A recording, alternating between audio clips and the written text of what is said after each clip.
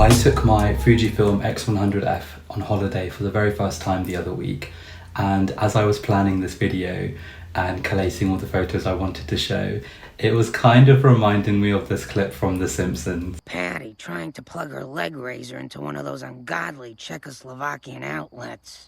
As you can see, we never did get the hang of it. Ay, caramba! I promise that this video will be more interesting than a holiday slideshow. So the Fujifilm X100F camera is one that I really enjoy using, but I haven't actually taken it with me on a long trip before. I want to talk today a little bit about my experiences with travel photography, particularly some landscape photography, because I went to Norway to see the Norwegian fjords, and it was a really beautiful trip, so it was very hard to not take landscape photos. It was a really nice exercise in teaching me how to take landscape photos but still have that street photography flair that I quite like. I quite like watching videos where people show the process of their photography sort of throughout a day or a trip, because not only do you see the really good photos, but you also see the bad ones as well. I think most of these photos are probably the bad photos. It's really important to acknowledge that when you go out to take photos, not every photo you're going to take is perfect. I used two film recipes on this camera, one colour one and one black and white one. So I primarily took photos on this trip using this Fujifilm recipe, which I got from Fuji X Weekly, which was a lovely colour recipe. I was on a cruise ship to get to Norway to see the Norwegian fjords. There are a lot of elements around the dock with bright colours, so it was a good way for me to test out recipes and see what colours I like. I particularly like how this recipe produces reds and yellows. I thought it was very pleasing to the eye. So this is the recipe I ended up using. These shots are quite busy, and I was trying to find a way of tidying up the shots a bit, looking for some interesting composition. This photo here is probably one of my favourites of the trip, and it's one of the first photos that I took. And it's of these people from the balcony of their rooms looking out to the sea. I really like the interesting diagonal composition.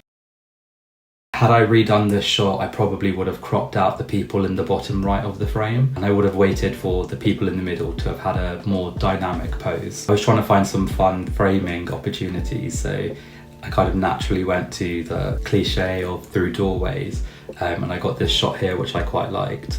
Again, it's a bit busy, but I still quite like the contrast of the pinks and the blues, but again, there were just so many people there, it was very hard to kind of make it a bit tidier or to capture a story there. I was having coffee on the ship and I saw this amazing big mirror in front of me. I just thought it would be a really fun way of playing with perspective. I was just waiting for someone to come and sit down, so I sat down at this coffee place for quite a while until someone came and sat down and was the lovely subject of this photo.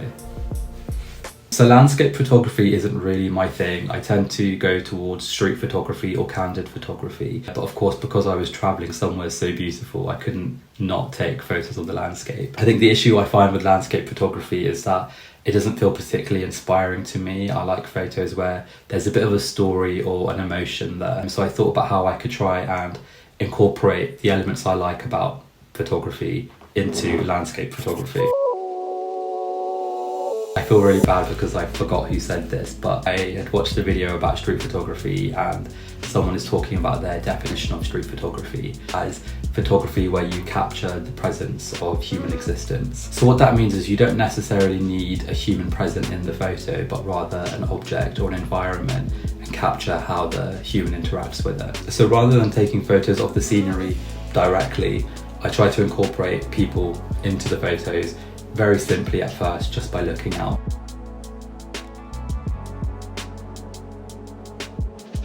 I had some issues morally at first with taking photos of people.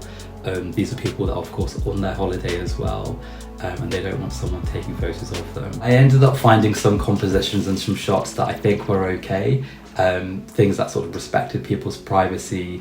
I wasn't intrusive or obstructive to their view. And I hope I wasn't making people feel uncomfortable. I think I was subtle enough with this camera that I was able to get these shots. I really like this photo here of this man on the left. He's very stoic, very peaceful, looking out to the sea. Again, there's quite a lot of busy elements in this photo, the people in the background, but I think it captures quite a nice presence and he's got a nice contrast with the rest of the scene. I tried to find another angle to take a photo of him where it would look a little bit tidier. I don't think I like it as much, but let me know what you think. It's a bit overexposed as well in the back. If you're struggling to find composition, one thing that I tend to look out for is colours that match. I saw this lady from across the deck who was perfectly matching the buildings behind her with her trousers and t-shirt. Norway is a beautiful and colourful country. Every city that we went to was just booming with colour all over the buildings. I did find that I was so mesmerised by all the colours in Norway that I was taking photos of everything colourful. A lot of those photos were quite busy and I was trying to look for some tidy compositions again. When this group of Segway tourists zoomed by and I got this photo here. Ideally, I would have liked to have had them more in the frame, but I like the use of negative space here. But it was just so funny, they went by so quickly, I wasn't expecting it. So just the whole moment was just so chaotic, from them zooming past and me fumbling for my camera to get this. So that's quite a nice memory to have of that as well. I did find that I was so mesmerised by all the colours in Norway that I was taking photos of everything colourful. And I think this started to slow my day down a bit and started to interfere with my trip and my actual visit of where I was at that moment. The next travel tip I have, if you're feeling a bit stuck, is to give yourself a bit of a mini project. So on this particular day, I thought I would focus primarily on buildings and houses to capture the beautiful colours and to capture the peaceful suburbs.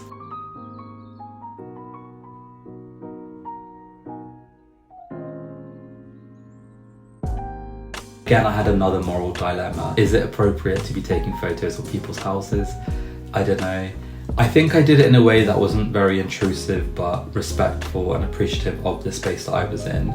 I will say, however, I did take this one shot that I quite like, but again, I don't know if I would go for this sort of shot again. I was walking down the street and there was this amazing study room in this house.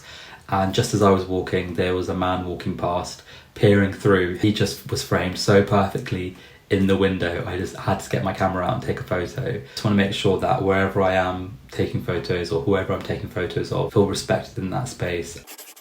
Now, as I mentioned earlier, I don't have a lot of experience with landscape photography, and one thing that I found that I really enjoyed when taking these photos was to use this black and white film recipe from Fuji X Weekly as well.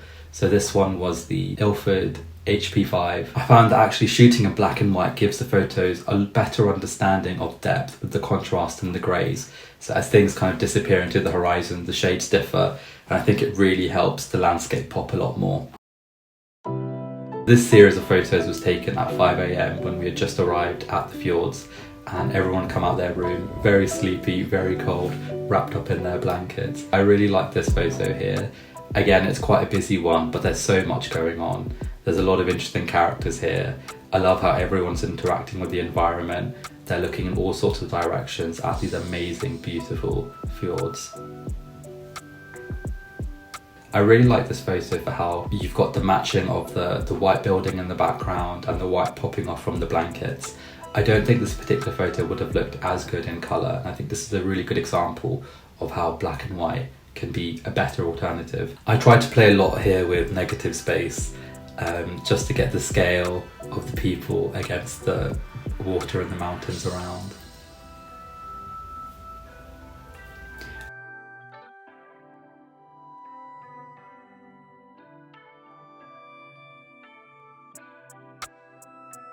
Again, this is another example where actually I think the black and white photo looks better.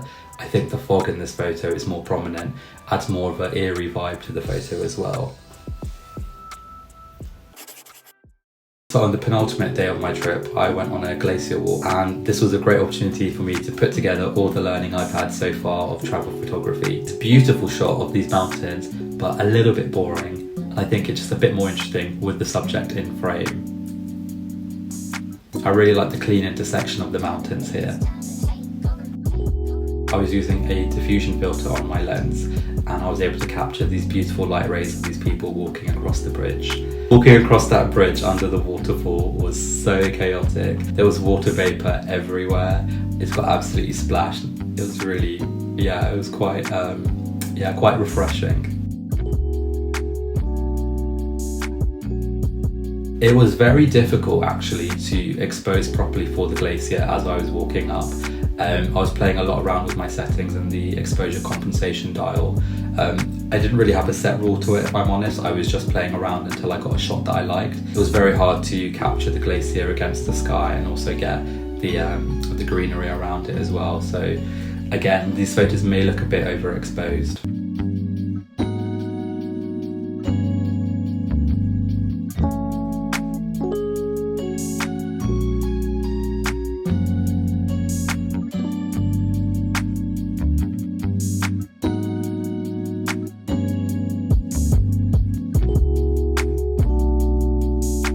Here are some photos of me on the coach. Because of where I was sat, there were a lot of distracting elements in the frame, which kind of annoyed me a bit, but also my fault for sitting where I was and not in a window seat. But what I thought I could do was use the elements of the bus to add to that street photography flair, to have that presence of a human bus driver present. So that's the last of my photos. Thank you for sticking around to the end of the slideshow. If you've enjoyed this video, please do give it a thumbs up, and why not subscribe as well. I post quite regularly on my Instagram as well if you want to see more of my photography. It's @filmfauxtos. Anyway, thank you again for watching. Bye.